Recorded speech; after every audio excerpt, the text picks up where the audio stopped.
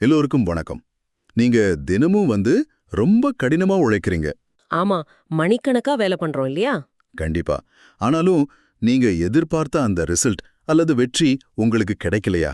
இது நிறைய பேருக்கு நடக்கிற ஒரு விஷயம்தான். ஆமா, நாள் முடிவுல இன்னைக்கு முழுவதும் அப்படி என்னதான் சாதிச்சோன்னு உங்களை நீங்களே கேட்டுக்கிட்டா ஒரு பெரும் வெறுமை தான் மிஞ்சும். அதேதான். அப்படி இருந்தா ஒரு கசப்பான உண்மையை நீங்க எதிர்கொண்டாகணும். உங்க பிரச்சனை நீங்க போடுற உழைப்புல இல்ல. அப்போ பிரச்சனை எங்க இருக்கு? உங்ககிட்ட ஃபோக்கஸ், அதாவது கவனம் இல்லாதது தான் உண்மையான பிரச்சனை. ரொம்ப ரொம்ப சரியான ஒரு பாயிண்ட் இது. இன்னைக்கு நம்ம ஆழமான தேடல்ல கால் நியூபோர்ட் எழுதின டீப் ஒர்க் அப்படிங்கிற புக்க பத்தி தான் அலச போறோம். வெறும் பரபரப்பா இருக்கிறத விட உண்மையான வெற்றியையும் வளர்ச்சியையும் எப்படி பெறுவதுன்னு பேச போறோம். எக்ஸாக்ட்லி. இப்போ நம்ம எல்லாருக்குமே இருக்கிற ஒரு பெரிய பிரச்சனை இந்த டிஸ்ட்ராக்ஷன், அதாவது கவனச்சிதறல் தான். ஆமா, நம்ம அன்றாட வாழ்க்கைய பாத்தீங்கன்னா இது நல்லாவே புரியும். காலையில ஆபீஸ் போனதும் லேப்டாப்பை திறப்போம். உடனே இமெயில் செக் பண்றது, வாட்ஸ்அப்ல மெசேஜ் அனுப்புறது, அவசர அவசரமா ஒரு மீட்டிங் போறது. இப்படி நம்ம மூளை ஒரே நேரத்துல 10 விஷயங்களுக்கு தாவிக்கிட்டே இருக்கு. நான் ஒரு ரிப்போர்ட் எழுத ஆரம்பிப்பேன், திடீர்னு போன்ல ஒரு நோட்டிபிகேஷன் சத்தம் கேட்கும். அதை எடுத்து பாத்தீங்கன்னா அது இன்ஸ்டாகிராம்ல இருந்து வந்திருக்கும். ஆமா, உள்ள போய் ஒரு வீடியோவை பார்ப்பேன், அப்படியே ஒரு அரை மணி நேரம் காணாம போயிடும். இது உங்களுக்கு மட்டும் இல்ல, இத கேட்டுட்டு இருக்கிற நேயர்கள் பலருக்கும் டெய்லி நடக்கிற ஒண்ணுதான். இந்த டெக்னாலஜி எல்லாம் நம்ம வேலையை எளிதாக்கும்னு நினைச்சோம். ஆனா இப்ப அது நம்ம மூளைய ஒரே நேரத்துல பல வேலைகளை செய்ய பழகிடுச்சு. நாமளும் மல்டி டாஸ்கிங் பண்றதா நினைச்சுக்கிறோம். இங்கதான் கால் நியூபோர்ட் 2 மிக முக்கியமான கருத்துக்களை முன்வைக்கிறாரு. என்ன அது? ஒன்னு டீப் ஒர்க், இன்னொன்னு ஷாலோ ஒர்க். ஓகே, இதுல டீப் ஒர்க்னா என்ன? எந்த ஒரு இடையூறும் இல்லாம முழு கவனத்தோட உங்க சிந்தனை திறனை 100% பயன்படுத்தி ஒரு வேலையை செய்யறது. அதாவது மூளை வேற எதை பத்தியும் சிந்திக்காது. கரெக்ட். அந்த குறிப்பிட்ட வேலையை தவிர வேற எந்த சிந்தனைக்கும் அங்க இடமில்ல. இதுலதான் உண்மையான வெற்றி இருக்கு. அப்போ இந்த ஷாலோ ஒர்க்னா என்ன? மேலோட்டமான வேலைகளா? ஆமா, அடிக்கடி இமெயில் செக் பண்றது, நோட்டிபிகேஷன் வந்ததும் போனை பாக்குறது, சோஷியல் மீடியால ஸ்க்ரால் பண்றது. மூளைக்கு அதிக வேலை கொடுக்காத சாதாரண விஷயங்கள்னு சொல்லலாமா? கண்டிப்பா. இதுல இருக்கிற மிகப்பெரிய ஆபத்து என்னன்னா, என்னது? இது நாம ஏதோ நாள் முழுவதும் பிஸியா இருக்கிறோன்னு ஒரு மாயையை உருவாக்கும். ஆமா, நாள் முடிவுல ரொம்ப சோர்வா இருப்போம். ஆனா உண்மையான வளர்ச்சி அல்லது முன்னேற்றம்னு பார்த்தா அது 0 தான் இருக்கும். இது நான் எப்படி பாக்குறேன்னா, இது ஒரு ட்ரெட்மில்ல ஓடுற மாதிரி இருக்கு. ரொம்ப அருமையான ஒப்பீடு. நம்ம வேகமா ஓடிக்கிட்டே இருப்போம், நமக்கு நல்லா வியர்க்கும், மூச்சு வாங்கும், அப்பாடா எவ்வளோ தூரம் ஓடிட்டோம்னு நினைப்போம். ஆனா நிஜத்துல நாம 1 இன்ச் கூட முன்னாடி நகர்ந்திருக்க மாட்டோம். எக்ஸாக்ட்லி, அதே இடத்துல தான் இருப்போம். அந்த ட்ரெட்மில் ஒப்பீடு இங்க மிகச்சரியா பொருந்தது. எவ்ளோ நேரம் வேலை செய்யறோங்கிறது முக்கியமே இல்ல, பின்ன எது முக்கியம்? எவ்வளவு ஃபோக்கஸ்டா வேலை செய்யறோங்கிறது தான் முக்கியம். ஓஹோ. இத புரிஞ்சுக்க நாம அட்டென்ஷன் ரெசிடியூ அப்படின்னு ஒரு அறிவியல் கான்செப்ட பார்க்கணும். அட்டென்ஷன் ரெசிடியூவா? அதாவது கவனத்தின் எச்சம்னு சொல்லாமா? ஆமா. அப்படின்னா ஒரு வேலையில இருந்து இன்னொரு வேலைக்கு மாறப்போ மூளை தடுமாறுமா? இது எப்படி வேலை செய்யுது? இப்போ நீங்க ஒரு முக்கியமான ரிப்போர்ட் எழுதிட்டு இருக்கீங்கன்னு வச்சுப்போம். சரி. நடுவுல ஒரே ஒரு இமெயில மட்டும் படிச்சுட்டு வரலான்னு போறீங்க. ஆமா, நிறைய டைம் அப்படி பண்ணுவேன். இமெயில படிச்சுட்டு திரும்ப ரிப்போர்ட்டுக்கு வரும்போது உங்க மூளை முழுசா திரும்பாது. ஓ, கொஞ்சம் கவனம் அந்த இமெயிலே இருக்குமா? கரெக்ட். அந்த இமெயில பத்தின சிந்தனை மூளையோட ஒரு ஓரத்துல ஓடிக்கிட்டே இருக்கும். மூளையோட ஒரு பகுதி இன்னும் முந்தைய வேலையிலே சிக்கி இருக்கும். Oh my God. அதுதான் கவனத்தின் எச்சம். இப்படி அடிக்கடி தாவிக்கிட்டே இருந்தா ஒட்டுமொத்த செயல்திறனும் குறைஞ்சிரும். ஆனா இப்போ இமெயில் பாக்குறது, கஸ்டமர் மெசேஜுக்கு ரிப்ளை பண்றது, மீட்டிங் போறதெல்லாம் நம்ம வேலையோட பகுதி தானே? கண்டிப்பா. அதை எப்படி முற்றிலுமா தவிர்க்க முடியும்? நான் பாட்டுக்கு டீப் ஒர்க் பண்றேன்னு போன ஆஃப் பண்ணிட்டு உட்கார்ந்தேன், பாஸ் சும்மா இருப்பாரா? இது ஒரு முக்கியமான நடைமுறை சிக்கல் தான். உன்னை வேலைக்கு எடுத்ததே இமெயிலுக்கு பதில் சொல்லதானேன்னு கேட்க மாட்டாரா? இது நிஜ வாழ்க்கைக்கு சாத்தியமா? இமெயிலையோ மீட்டிங்கையோ முற்றிலுமா தவிர்க்கணும்னு புக்ல சொல்லல. அப்ப என்ன பண்ணணும்? ஆபீஸ்ல மத்தவங்களோட தொடர்புல இருக்கணும் தான். ஆனா உங்க ஒட்டுமொத்த நாளையும் அந்த வேலைகளே ஆக்கிரமிக்க கூடாது. ஓகே, நேரத்தை பிரிச்சுக்கணும்னு சொல்றீங்க. ஆமா, நீங்க எப்போ இமெயில் பாப்பீங்க, எப்போ முக்கியமான வேலையில இருப்பீங்கன்னு திட்டமிட்டு புரிய வைக்கணும். ஆனா பாஸ் கிட்ட போய் அடுத்த 2 மணி நேரம் எந்த இமெயிலும் பார்க்க மாட்டேன்னு நேரடியா சொல்ல முடியுமா? நேரடியா அப்படி சொல்றத கொஞ்சம் மாத்தி செய்யலாம். டைம் பிளாக்கிங் அப்படின்னு ஒரு முறை இருக்கு. Time blocking? ஆமா, கேலண்டர்லயே காலை 9 முதல் 11 வரை முக்கியமான ப்ராஜெக்ட் வேலைன்னு போட்டுடணும். ஓ, அப்ப மத்தவங்களுக்கு அது தெரிஞ்சிரும். கரெக்ட். இமெயில் பாக்குறதுக்கு மதியத்துக்கு மேல ஒரு குறிப்பிட்ட நேரத்தை ஒதுக்கிக்கலாம். நோட்டிஃபிகேஷன் வந்த உடனே பார்க்கறத விட்டுட்டு மொத்தமா செக் பண்ற பழக்கத்தை கொண்டு வரணும். அதேதான். நீங்க இத தொடர்ந்து செய்யும்போது ஆபீஸ்ல இருக்கவங்களுக்கும் உங்க வேலை முறை புரிஞ்சிடும். இருக்கக்கூடாது. கண் பார்வையில இருந்தாலே மூளை அதை எடுக்க சொல்லுமா? கண்டிப்பா. 2வது முக்கியமான விஷயம் சிங்கிள் டாஸ்கிங். ஒரே நேரத்துல ஒரு வேலைய மட்டும் செய்யணும். மல்டி டாஸ்கிங் பண்ணக்கூடாதா?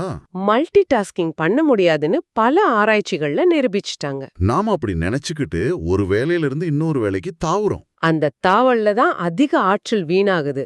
அதனால எல்லா கவனச்சிதறல்களையும் அகற்றிட்டு ஒண்ணுல மட்டும் கவனம் செலுத்தணும். சரி, நான் ஒரு வேலையை மட்டும் எடுத்துட்டு முழு கவனத்தையும் செலுத்துறேன்னு வச்சுப்போம். ஓகே. மனுஷ மூளையால எவ்ளோ நேரம் தொடர்ந்து எந்த டிஸ்டர்பன்ஸும் இல்லாம வேலை செய்ய முடியும்? ஒரு நாளைக்கு 8 மணி நேரமும் இப்படி மூளையை கசக்க முடியுமா? 8 மணி நேரம்ங்கிறது சாத்தியமே இல்லாத ஒண்ணு. நம்ம மூளை ஒண்ணும் இயந்திரம் இல்லையே. பின்ன எவ்ளோ நேரம்? இதுக்கு தான் ஒரு முக்கியமான விதிய கடைபிடிக்கணும்னு சொல்றாரு. அதுதான் 90 நிமிட விதி. 90 நிமிஷமா? ஆமா, இது நம்ம உடலோட உயிரியல் கடிகாரத்தோட தொடர்புடையது. குறிப்பா அல்ட்ராடியன் புதம் அப்படின்னு சொல்லுவாங்க. ஓ, நம்ம தூக்க சுழற்சி மாதிரி. எக்ஸாக்ட்லி. தூக்க சுழற்சி எப்படி 90 நிமிஷமோ அதே மாதிரி விழித்திருக்கும் போது நம்ம மூளையோட உச்சகட்ட கவன சுழற்சி 90 நிமிஷம்தான். அப்போ 60லிருந்து 90 நிமிஷம் வரைக்கும் எந்த கவனச்சிதறலும் இல்லாம வேலை செய்யணும். கரெக்ட். அந்த 90 நிமிஷம் முடிஞ்ச உடனே மூளைக்கு கட்டாயமா ஒரு சின்ன பிரேக் கொடுக்கணும். இதை யோசிச்சு பார்த்தா இது ஜிம்ல கடினமான எடைகளை தூக்குற மாதிரி இருக்கு. எப்படி சொல்றீங்க? நாம ஜிம்முக்கு போய் தொடர்ச்சியா 2 மணி நேரம் எடையை தூக்கிக்கிட்டே இருக்க முடியாதுல்ல? ஆமா, முடியாது. ஒரு செட்டு முடிஞ்சதும் நம்ம தசைக்கும் மூளைக்கும் அந்த ரெஸ்ட் கண்டிப்பா தேவைப்படுது. அந்த ரெஸ்ட்டுக்கு அப்புறம் தான் அடுத்த செட் முழு பலத்தோட செய்ய முடியும். டீப் ஒர்க்கும் மூளைக்கு அப்படிதான் போல. அந்த ஜிம் ஒப்பீடு மிக துல்லியமானது. மூளைங்கிறது ஒரு தசை மாதிரி தான். அந்த 90 நிமிஷத்துல மூளை தன் உச்சபட்ச திறன்ல வேலை செய்யுது. ஆமா. அதுக்கப்புறம் ஆற்றலை சேமிக்க ஒரு இடைவெளி தேவை. அந்த இடைவெளியில எழுந்து நடக்கிறது, தண்ணி குடிக்கிறதுன்னு அமைதியா இருக்கணும். அதை விட்டுட்டு அந்த பிரேக் நேரத்திலயும் மொபைல் எடுத்து யூடியூப் பார்க்க கூடாது. கண்டிப்பா கூடாது. அப்படி பார்த்தா மூளைக்கு எந்த ஓய்வும் கிடைக்காது. பிரேக் நேரத்துல போனை நோண்டக்கூடாதுங்கிறது ரொம்ப முக்கியமான பாயிண்ட். ஆமா. சரி, நான் என் போனை ஆஃப் பண்ணிட்டேன், டைம் ஒதுக்கிட்டேன், 90 நிமிட விதியையும் கடைபிடிக்க தயாராயிட்டேன். சூப்பர். இதை நான் எங்க உட்கார்ந்து செய்யறேங்கிறது ஒரு விஷயமா? என் சுற்றுச்சூழல் என் கவனத்தை பாதிக்குமா?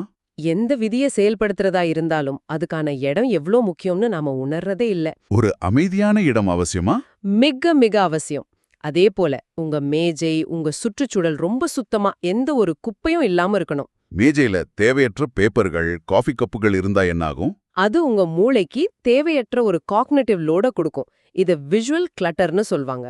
ஓ, கண்ல படுற ஒவ்வொரு பொருளும் மூளையோட செயல்பாட்டுல ஒரு பகுதி எடுத்துக்குமா? ஆமா. இது ஒரு ஹோட்டல்ல சுத்தமான டேபிள்ல உட்கார்ந்து சாப்பிடுறதுக்கும் குப்பைகள் நிறைஞ்ச டேபிள்ல சாப்பிடுறதுக்கும் உள்ள வித்தியாசமா இருக்கு. ரொம்ப கரெக்ட். அமைதியான சுத்தமான சூழல் மனச சீரா வைக்கும். ஆனா நம்ம கவனத்தை ஈர்க்கிற மிகப்பெரிய குப்பை நம்ம பாக்கெட்ல இருக்கே, ஸ்மார்ட் போன்களும் அதுல இருக்கிற ஆப்ஸ் கொலமா? ஆமா. இது ஒரு வலையினே சொல்லலாம். எப்போ வேணாலும் வெளியே வர முடியும் நம்புறோம். ஆனா உண்மை அதுவல்ல. அந்த தளங்கள் எல்லாமே உலகத்தோட மிகச்சிறந்த மூளைகளால உங்க கவனத்தை ஈர்க்கிறதுக்காகவே வடிவமைக்கப்பட்டவை. இத நான் நேயர்களை நோக்கி கேட்கிற ஒரு கூர்மையான கேள்வியாவே முன்வைக்கிறேன். கேளுங்க. உங்களை நீங்களே ஒரு கேள்வி கேட்டுக்கோங்க. நீங்க சோஷியல் மீடியாவை பயன்படுத்துறீங்களா அல்லது அது உங்களை பயன்படுத்துதா? ரொம்ப ஆழமா யோசிக்க வேண்டிய விஷயம் இது. நாம இலவசமா ஒரு சேவையை பயன்படுத்துறோம்னா நாம தான் அங்க விற்கப்படும் பொருள். ஒவ்வொரு முறை ஒரு லைக் வரும்போதோ நோட்டிபிகேஷன் சத்தம் கேட்கும்போதோ மூளையில டோபமைன் சுரக்கும் இல்லையா? ஆமா. இந்த ஆப்ஸ்கள் எல்லாமே கசினோக்கள்ல இருக்கிற ஸ்லாட் மிஷின் மாதிரி தான் டிசைன் பண்ணிருக்காங்க. அடுத்த முறை பணம் கொட்டுமா கொட்டாதான்னு ஒரு எதிர்பார்ப்பு இருக்கும்ல. அதே போலதான் நீங்க மொபைல் ஸ்கிரீனை ஸ்க்ரோல் பண்ணும்போது அடுத்து என்ன சுவாரஸ்யமான விஷயம் வரும்னு மூளை காத்துக்கிட்டு இருக்கு. அந்த எதிர்பார்ப்பு தான் டோபமைனை தூண்டுது. இது ஒரு போதை. இதனாலதான் நம்மால அந்த வலையிலிருந்து ஈஸியா வெளியில வர முடியல. அப்போ இந்த சோஷியல் மீடியா வலையிலிருந்து தப்பிக்கிறது டீப் ஒர்க் பயிற்சியோட ஒரு முக்கிய அங்கம்னு சொல்லலாம். கண்டிப்பா. முற்றிலுமா அழிக்க சொல்லல, ஆனா ஒரு குறிப்பிட்ட நோக்கத்துக்காக மட்டுமே பயன்படுத்தணும். மனச்சோர்வை போக்கவோ டைம் பாஸ் பண்ணவோ அதை பயன்படுத்தக்கூடாது. சலிப்பு தட்டும்போது உடனே போன தேடி கை போகுதுன்னா உங்க மூளை அந்த போதைக்கு அடிமையாயிடுச்சுன்னு அர்த்தம். இது பெரிய சிந்தனை மாற்றம். ஆமா. இன்னைக்கு நாம பேசின பல விஷயங்கள் நம்ம அன்றாட வேலை செய்யும் முறையே கேள்வி கேட்க வைக்குது. ஷாலோ ஒர்க் எப்படி ஒரு மாயை, டீப் ஒர்க் எப்படி நம்மள அடுத்த கட்டத்துக்கு எடுத்து செல்லுன்னு ஆழமா பார்த்தோம். வெறும் பரபரப்பா இருக்கிறத விட்டுட்டு உண்மையான ரிசல்ட் நோக்கி எப்படி பயணிக்கிறதுன்னு விரிவாக பேசணும்.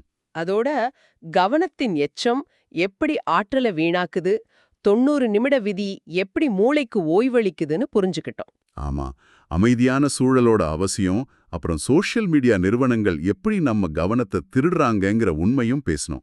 இதெல்லாம் வாழ்க்கையில செயல்படுத்தும் போதுதான் உண்மையான பலன் கிடைக்கும். கண்டிப்பா. அந்த வகையில இன்னைக்கு நாம பேசின ஒட்டுமொத்த விவாதத்தோட முடிவா என் மனசுல நிக்கிற அந்த இறுதி செய்தியை நேர்கள் கிட்ட அழுத்தமா பதிவு செய்ய விரும்புறேன். சொல்லுங்க. இத ஒரு முழக்கமாவே நீங்க எடுத்துக்கலாம். 3 எளிய வரிகள். என்ன அது? கவனமே பலம், கண்டிப்பா. கவனச்சிதறலே தோல்வி, உண்மைதான். ஆழ்ந்த வேலையே வெற்றி. எக்ஸாக்ட்லி. இந்த 3ஐயும் நீங்க நல்லா ஞாபகம் வச்சுக்கோங்க. நாள் முழுவதும் 8 மணி நேரமும் மூளைய கசக்க வேண்டியதில்ல. ஆமா, ஒரு நாளைக்கு வெறும் 2 மணி நேரம் செஞ்சா போதும். ஒரே ஒரு நாளைக்கு வெறும் 2 மணி நேரம் எந்த கவனச்சிதறலும் இல்லாம போனை தள்ளி வச்சுட்டு இந்த டீப் ஒர்க்கை செஞ்சு பாருங்க. உங்க ஒட்டுமொத்த வாழ்க்கைய மாறும்னு நான் உறுதியா சொல்றேன். இந்த விதியை நடைமுறைப்படுத்தும் போது ஆரம்பத்துல கொஞ்சம் கடினமா தான் இருக்கும். மூளை திரும்ப திரும்ப மொபைல தேடும். ஆனா அதை தாண்டி நிலைத்து நிற்கணும். ஆமா. விடைபெறதுக்கு முன்னாடி நேயர்களை உங்களை சிந்திக்க தூண்டும் ஒரு கேள்வியை நான் கேட்க விரும்புறேன். சூப்பர், சொல்லுங்க. உங்க வாழ்க்கைய முழுவதுமா மாத்த போற அந்த 2 மணி நேர டீப் ஒர்க்க இன்னைக்கே தொடங்க. நீங்க இன்னைக்கு தியாகம் பண்ண போற அந்த முதல் ஷாலோ ஒர்க் எது? வாவ். அது உங்க கவனத்தை ஈர்க்கிற மொபைல் போனா அல்லது அர்த்தமில்லாத நேரத்தை வீணாக்குற இமெயில்களா? உங்களுக்கு எது உண்மையான தடையா இருக்குன்னு யோசிச்சு பாருங்க. அருமையான கேள்வி. உங்களுக்கான பதில நீங்களே கண்டுபிடிங்க. அந்த ட்ரெட்மில்ல இருந்து இறங்கி உண்மையான பாதையில ஓடத் தொடங்குங்க. ஆரம்பமாகட்டும். அடுத்த முறை வேறொரு சுவாரஸ்யமான ஆழமான தேடலோட சந்திப்போம். அதுவரை உங்க கவனமே இங்க பலமா இருக்கட்டும்.